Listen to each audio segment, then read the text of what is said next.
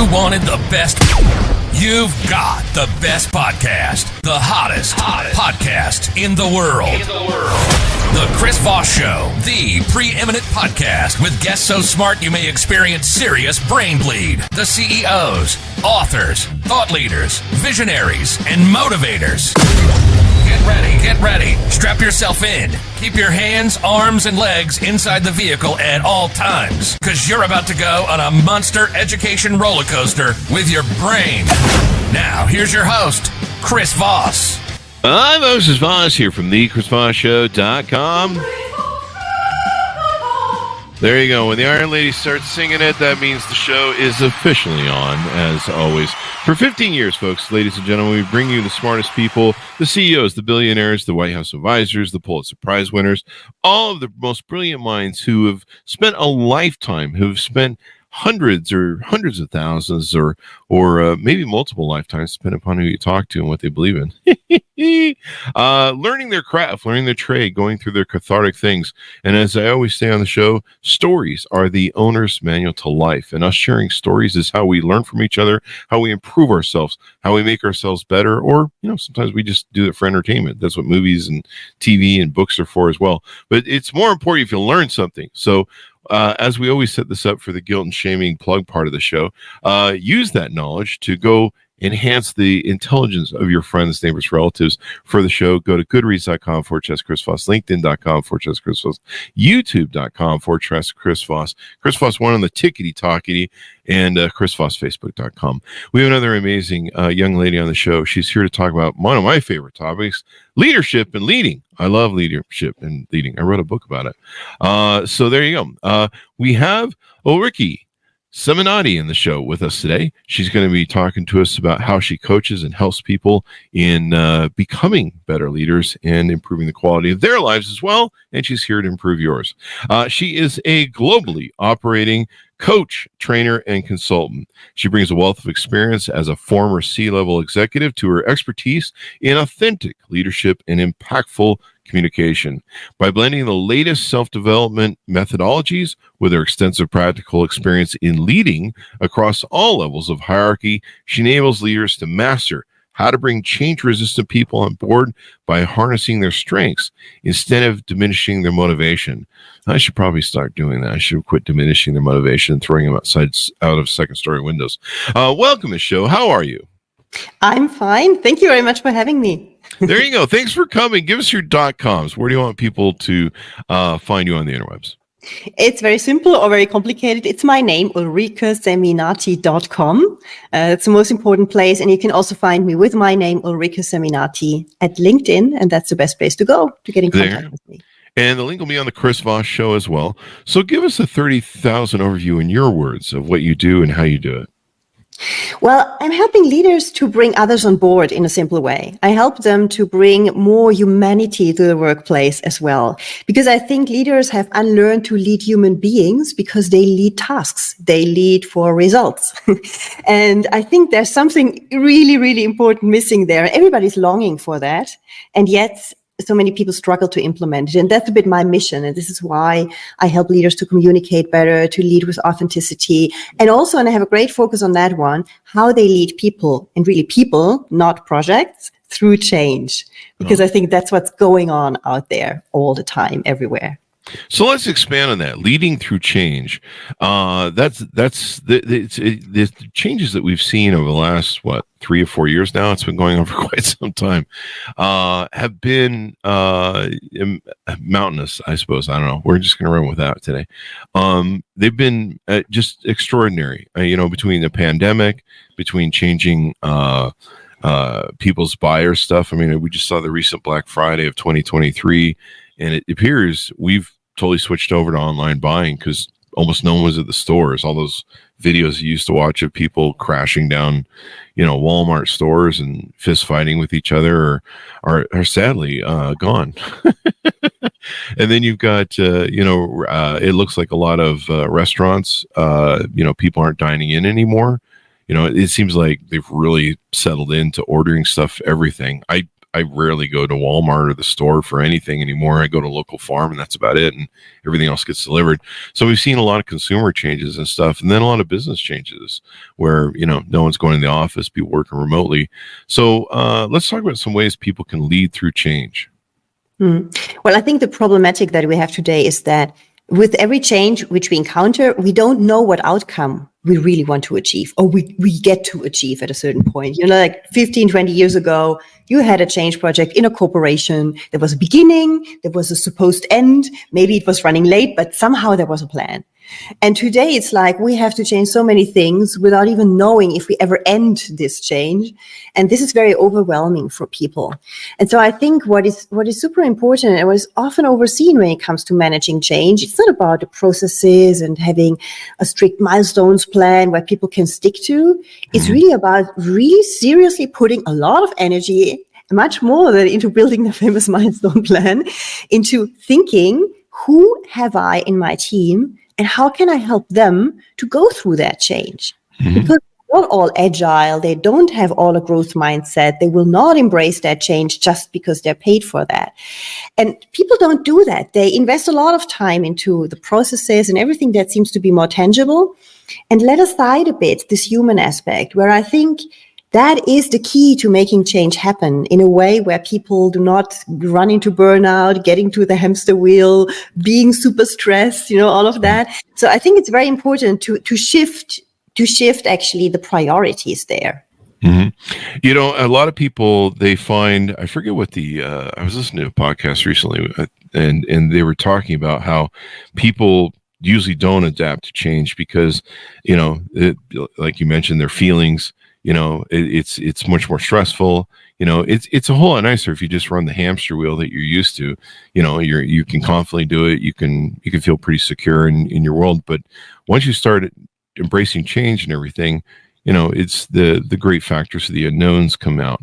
And sometimes those aren't fun. Sometimes you don't know how to handle them because you don't maybe have some experience in that sort of wheelhouse.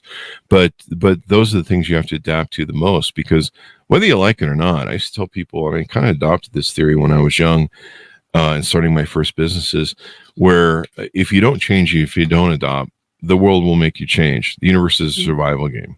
And so it will kick in your door and go, "Wow, you resistance to change? Is that what's going on here? Oh, I got some change for you, baby. Yeah, here you go. There you go. Have fun with that one." And you're just like, damn it, I was hiding so well from that change monster. So tell us a little bit about your upbringing and your work history and your career. What brought you down to where you coach and help people now directly? Well, I have been a corporate communications leader for 23 years. Wow. And, in corporate communications, I was climbing up the whole career ladder. I ended up as a C-level executive for 3 years. And I've seen the different levels of hierarchy as well. But what I've seen most is that you can have the biggest budgets ever. You can run the best campaigns in the world and the most awarded ones. I got an award also for one in 2013, a while ago, big global award. But it will never land if the leaders, the human beings who speak to other human beings in the company, do not convey the message, not only with the head, but with the heart. And that is what is not done in communication campaigns. It's all like we plan it from the top. There are key messages and people are supposed to repeat these key messages. Leaders are supposed to have an FAQ and to use that. And I think that's fundamentally wrong. And this is where my whole thinking came from. Then I thought I have to step out of this corporate world because experts from the outside are usually much more listened than the experts in organizations have on the inside. Sadly enough. Yeah. A lot of leaders think that, and tops of organizations think that all you got to do is make a PR statement to be good leaders.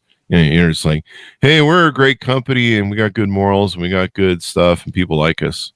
It's like that SNL bit, and people like us. And then they walk a totally different talk that they do morally, ethically, how they run the company, and their employees and everybody else just goes, hey, look at that guy. He's full of shit, and then, you lose all your power as a leader. So what is the secret to bringing change resistant people in your companies, people maybe you have in your personal relationships, et cetera, getting them to get on board for organizational transformation projects? In very simple words, you have to change your dictionary. It's very simple. You have to change your dictionary. Oh, just order a different one off Amazon there.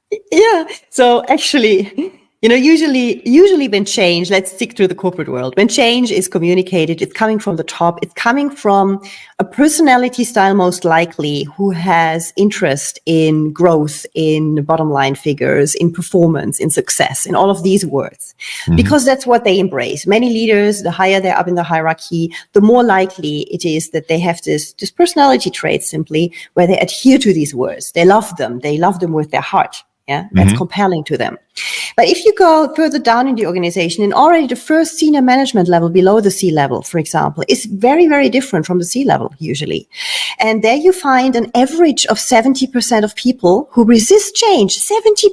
70%. Holy 70%. Yeah, across the whole global world population, it seems 70% of us are wired to really stick to safety, security, and stability. And we really stick to that.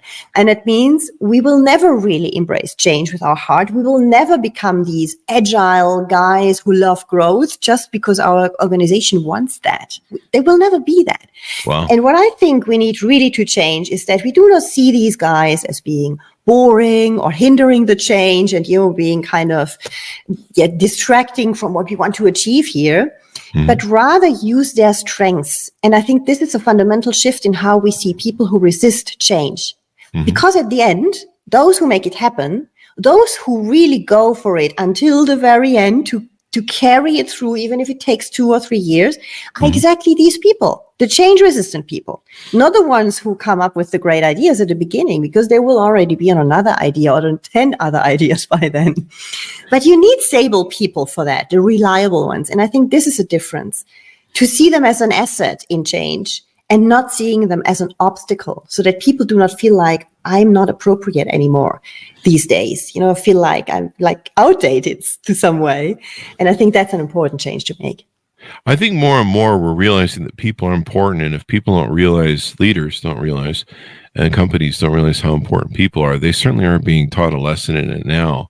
I think you're over in Switzerland in Europe, correct? Yeah, exactly. There you go.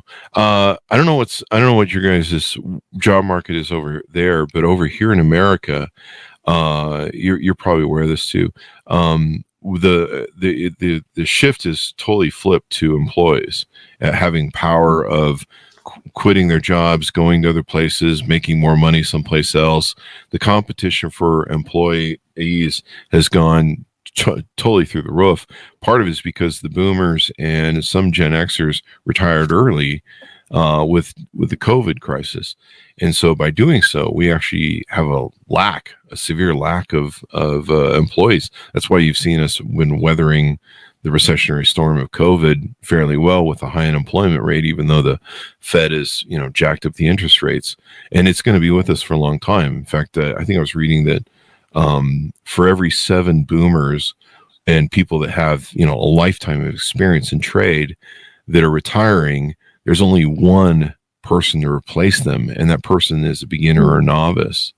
And so you have not only a lot of 7-to-1 sort of employees leaving the job market, you have 7 employees that are masters of their trade over a lifetime, and you're left with some new guy who doesn't know how anything works, basically. And so I don't know if that's going on in Europe, but that's what's going on over here. And so we're seeing the empowerment of unions and everything else. And so if you're not taking care of your people, they're going to go someplace else at this point, because they can easily here in our market.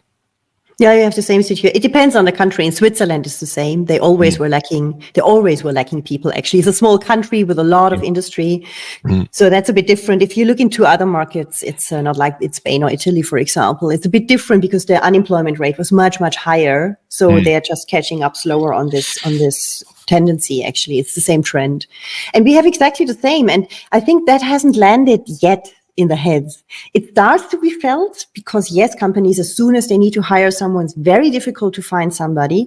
And it's very, very difficult to find somebody who has the right qualifications and to keep the people, all of that. But all of that was not necessary for a long time. And many leaders out there who are leaders for 20 or 30 years, they have lived If they have 30 years of career, they have lived 20 years where this was never an issue.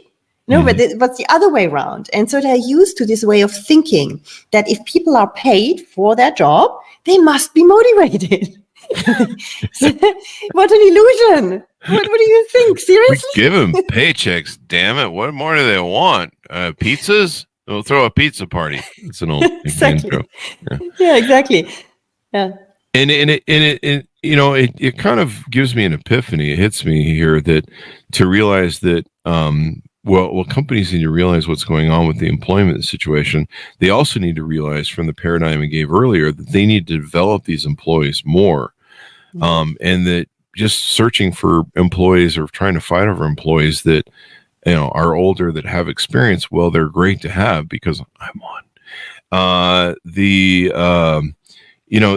competition. You need to start investing in your future, and so you're going to have to retrain all these new employees that are coming up. And Gen Zers are spectacularly more interested in life fulfillment jobs, or jobs where they feel better about them, and they want to feel like they're making a difference in the world, and they want that right away, as opposed to someone who, at 55, I feel like I'm making a difference in the world with the work I'm doing, or I hope I am. And it gives me something meaningful to give back. But, when I was young, I didn't really care. I'm just like, I'm trying to make a buck and scratch around here and get things to work, or figure all this stuff out. But they're more into that. And so, now we see, especially here in America, we see people hopping jobs. I went into one of my favorite restaurants the other night, and they told me that they started, doing table service or they don't do table service anymore, where they don't have waiters. They just have someone who brings your food when you order, with a little sign at the cheap restaurants. And I'm like, why? How am I paying luxury, fine dining prices for this? But they had to convert to it because they couldn't get enough waiters to serve. And so they were kind of forced to as a business, which kind of sucked in my opinion, but that's the way it is. I've actually gone to restaurants in my area that they actually have a sign on the door. They're offering $100 gift certificate or $100, certificate at their restaurant if you refer employees to them to work in the restaurant. I'm like, wow, that's novel. I can probably, maybe I could go make more money just out hustling people to hire for employees. But that's how tight our job market is out here. It's freaking crazy. And I think companies need to learn that they're going to have to start figuring people out better and educating people, training them more, but also being better at leadership. I think there's a lot of one size fits all approach still. And that's a problem, because we think, there's a specific training, people adhere to that. Or, the idea of, for example, leadership behaviors. Big corporations have leadership behaviors. There's a list of 5 to 10 behaviors that are the desired behaviors. Yeah? I have rolled out many leadership behavior programs in my corporate life. It's logical that because they want to have a specific culture, for sure. But at the same time, how can you expect that people with very different personality styles apply the same behaviors? Or how can you aim for diversity? I mean, there are now departments who are called diversity and inclusion, departments for that. And at the same time, you say, hey, we have 7 leadership behaviors. We want all our leaders to behave like that. I mean, that's totally contradictory. And it doesn't, just thinking about it doesn't make sense. And I think that's a problem. People feel like I have to play a role. I have to embrace these roles. I have to be like that. If I'm not like that, I'm not valued. And then they start being someone else. And then you have a lot of fake leaders out there who feel very unhealthy in their skin because it's unhealthy to be someone else. And they don't go in with their full energy, not with their conviction, not with the full self-confidence either. Because if you do that, you tell your subconscious all the time, I'm not good enough, as I am in reality.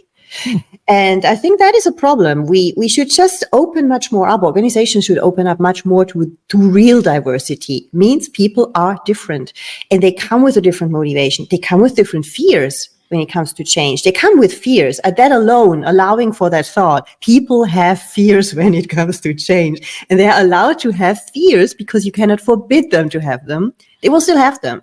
So if you don't let it come to the surface, speak about it, create a more human approach to that, well, everything is happening under the surface. Underlying fears are there and they're cooking up. And at some point, people just leave the company in the worst case, or they don't work properly. They just don't look into details anymore, don't care anymore. All of that is happening then. And I think it creates such a huge feeling of not being well. Mm-hmm. Whereas we could have a different kind of corporate work life out there. And everybody I speak to says, things need to change. I want it to change. We want it to change, but how do we do that? So I think there's a lot happening in the minds of people that they need to just shift really the perspective on how we see these things, going more for individual freedom of expression, I would say, instead of trying to create this famous corporate culture that has to be like that. Because yes, culture, it's a strategy for breakfast. We all know that sentence, and it's true.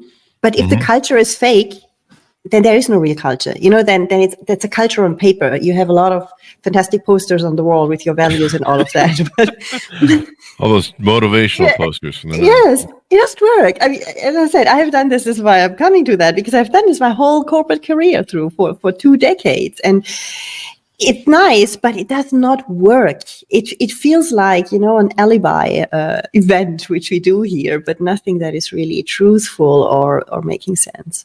Yeah, it's I see the leadership by fiat through PR so many times where people, they put out these PR statements and they're all filled with corporate words that you sit and you go, what the hell did they actually say exactly?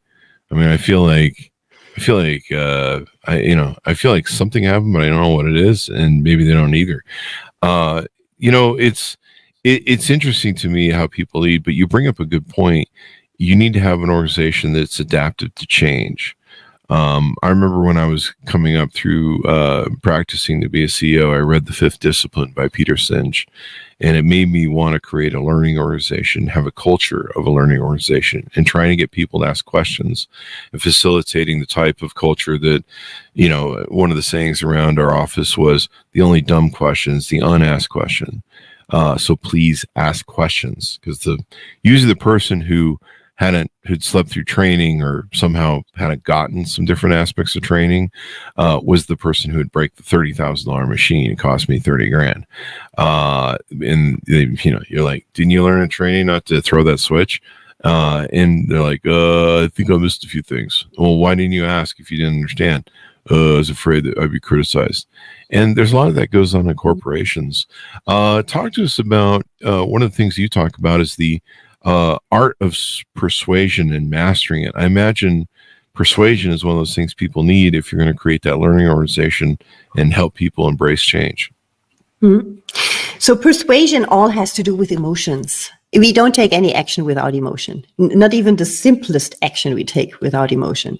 So let alone the bigger actions we ask from people. So you need to understand what are the motivations, the intrinsic motivations of the people in my team or the people I want to persuade of something. And we all usually think that what we believe is attractive in this project, for example, in this goal, that's logically attractive to the others. And when we speak to others and we try to persuade, what we usually do is that we customize our message absolutely perfectly to the only person on this planet who will never get it, and that's ourselves. Sounds like you need a book editor to edit your own stuff so they can speak in your voice, but then they can also go, hey, no one else is going to get this but you, man, the way you wrote this. So there you go. I mean, I've seen that movie. Yeah, exactly. And that's what we do. It's natural, obviously. It's natural. Yeah. But when you really want to persuade, you have to think completely out of the box. And there are many profiles who might be at the opposite end of what you think is attractive. So when you come, if I speak from a typical leadership perspective and use the words that I said before, a leader might say, oh, we can be super successful here. We can outperform the competition.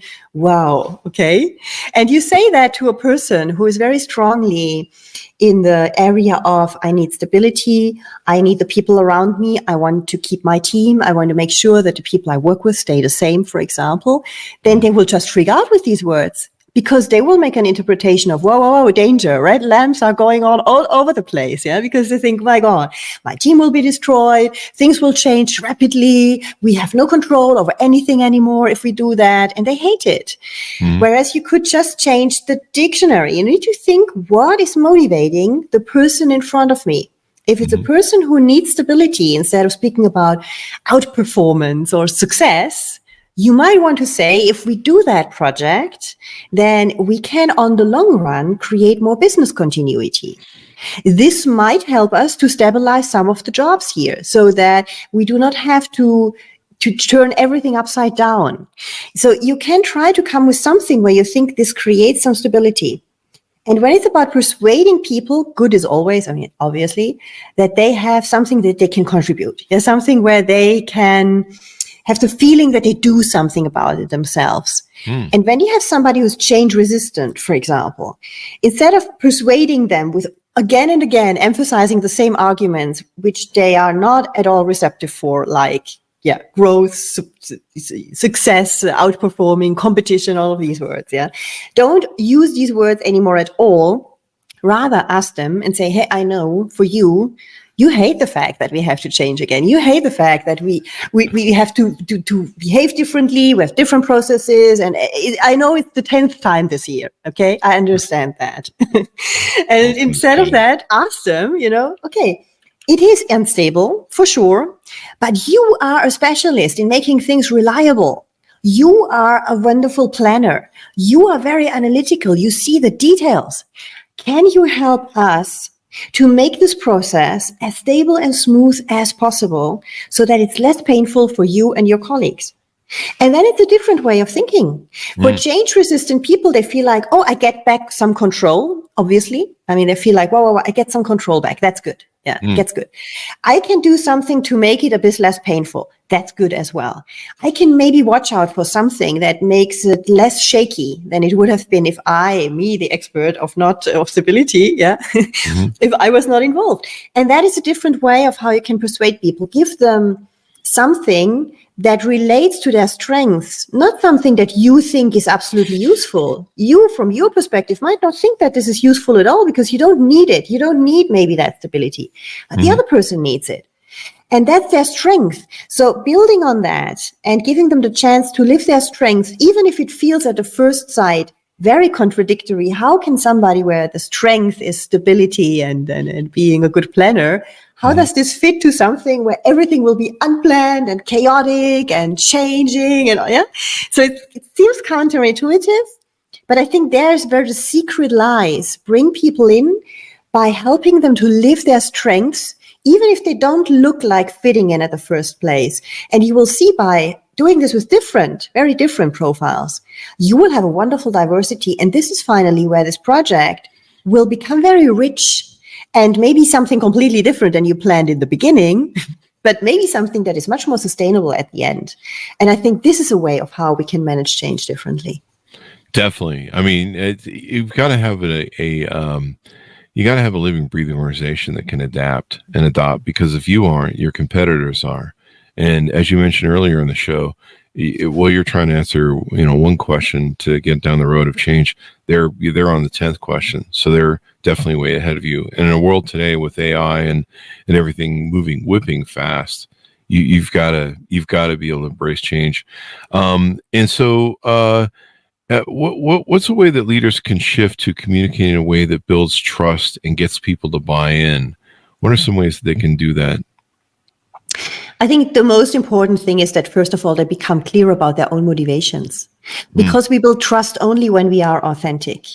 And when we are continually authentic, because as soon as we aren't anymore, then this thing is broken. Yeah, because people think, it's different than yesterday or last week. Strange. Don't trust them anymore. Yeah. So we need to have this continuity. And the best thing is to be authentic, because when you are continuously authentic, you are yourself. So there's some continuity in that. But I know it's very, very different. What I realized that many leaders, there's so much thinking. I call it there 2 dimensions, the I dimension and the we dimension. And most leaders think permanently in the we dimension. We have to do this. We, our team, we have to do this. And when I work with leaders on the I dimension, they immediately switch into the we and me and my team thing. And I think, stop. Take a bit of time for yourself and first of all, become clear about your own motivations. Because if you're not clear about why you want to achieve that goal, and it's certainly not the reason that is given to you by your organization, it's something completely different, maybe. Yeah.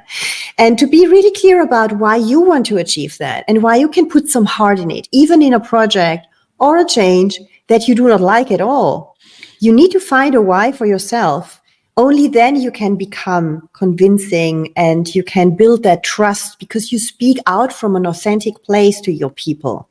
And that is totally different than just repeating the FAQ which you got from the top or just repeat. I mean, yeah, I wrote a lot of FAQs. It's a stupid thing. I mean, at the same time, people need something. Yeah. Yeah, you got to read something. But if they don't reflect on it and make it their own, and pick and choose what suits to them, then it's not authentic and then it doesn't make sense. And then people mistrust immediately because they feel that. We all see it immediately when somebody is making something up. We see it in the face. We see it in the micro mimics. You can be the best actor ever. People feel something's not quite congruent here. So I don't trust. It's not credible to me. And that is something where people need to be much bolder oftentimes because the true authentic leader they have somewhere inside of them is maybe not the ideal version of what they think they should be or what the organization thinks they should be. And if you then need to be a bit different or very, very different even, then you need a lot of courage to be yourself in organizations where we're so much used to have a specific leader persona in mind, a specific characteristics, for example, which are still out there. When people speak about a leader, they see certain characteristics immediately all around the planet. It's like that. And it must shift to something that is much more differentiated because only then when people start being different as a leader, but still be a leader, then we have a much broader picture of that. And then it's easier to open up for that as well and to live these behaviors. But I think some are real pioneers in being very, very different from what we were used to. And I love that. I think it's bold. I think it's great and it's authentic. And their people love these leaders because they feel, a real human being with real, with their vulnerabilities and their strengths and everything is there. And I can feel the whole and not just the glossy surface that is shown most of the times. There you go. The difference between, I think there was a leader I believe it was T-Mobile for a lot of years. And I forget his name. We used to chat on Clubhouse back in the day. I think it was John something. But he was a dynamic leader of T-Mobile. And he came in and he, he would dress down and he would interact and he would do fun things with his employees. You would see him constantly going around and doing fun stuff and all of that. And I was really impressed with it because he really seemed like the great cheerleader of his company. And wherever he went, he was, engaging with employees and not putting on, like you said, that veneer of where people feel there's a kind of a sob between you and employee. What you touched on my question that I was going to do next, what is authenticity and leading with authenticity, being an authentic leader. That's my final question. What does authenticity mean? Authenticity mean? I don't know what's going on. It's Monday. How do we lead with authenticity, and how do we be an authentic leader? Become clear about your motivations and your weaknesses as well. Your strengths. It's very classic. Strengths, weaknesses, but be aware. And first of all, start being honest with yourself. We are very honest with ourselves usually. We try to make things prettier, or the other way around. We are super, super critical. But try to be honest to yourself and to find out who you really are, and also what kind of leader you want to be. I mean, there's also this dimension of who do I want to be actually, because it's this your personal growth which you have in mind then as well. And be very clear on that dimension and look at your organization. Look at these behaviors that are out there. Look at the values that this company has, for example, and they want you to embrace it. They want you to role model that. But be very clear and make like a self-analysis. What does that mean to me? I mean, if there are 4 values, for example, what are my values? Are you aware of your values? If there are values you need to embrace, you first of all need to know your own values, for example. And then you see, is there an overlap? Where is the authentic overlap? What does this mean in terms of true situations, exact behaviors, real actions? Make it tangible, bring it to your workplace. What does this mean in terms of behavior? For me personally, how I can be authentic while my values are somehow not the same, but fit to one or two of the company values, maybe not to all of them. Or the famous leadership behaviors, or what you think your boss expects from you. Whereas how you would feel, how you want to behave, how you want to deal with your people. Is there an overlap? And how does this look like in concrete situations, in one-on-ones, in team meetings? Bring it really to your workplace. But you need to really take a step back and look at yourself first. Who am I? What are my motivations? What are my values? Like I said, what are my strengths? What are also my weaknesses? And how can these weaknesses even help to create more connection with people? Because the perfect leader who stands on a stage and who's always the perfect speaker and has the perfect ideas, this person is not tangible to anyone. So, the higher you're up in a hierarchy, the more powerful it is to admit sometimes that you're not perfect, that you don't know it all, that you have slept not well this night because you were nervous to come on that stage, for example. Give away some of your humanity, show it, and be very clear, what is it in you? What do you also want to show? Obviously, you can make a selection. That's not a problem. But be very clear about, okay, that's who I am. And then I would just say many people are very disconnected from what they feel in their body when it comes to being authentic. They think it's all happening in the head because we are these rational human beings kind of thing. We think we have control. Total illusion as well. Anyway. Wait, what? Like, what? Our head? So it's like, listen to your body. When you do not have a good feeling in your belly, and we have that, I don't know how many times throughout the day suddenly, and usually we go over it to the next thing and we just don't pay attention. But pay a bit of attention. When you don't feel well in your belly, most likely you have done something that was inauthentic or going against what you actually wanted to say or to do.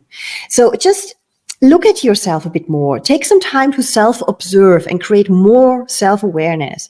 And when you see where you are coming from, who you really are, that's the I dimension that I mentioned before, the dimension of yourself, then you can really work on, okay, what does it mean now in my relationships with my people? Also in private life, it's exactly the same thing. You can apply that very well in your private life too.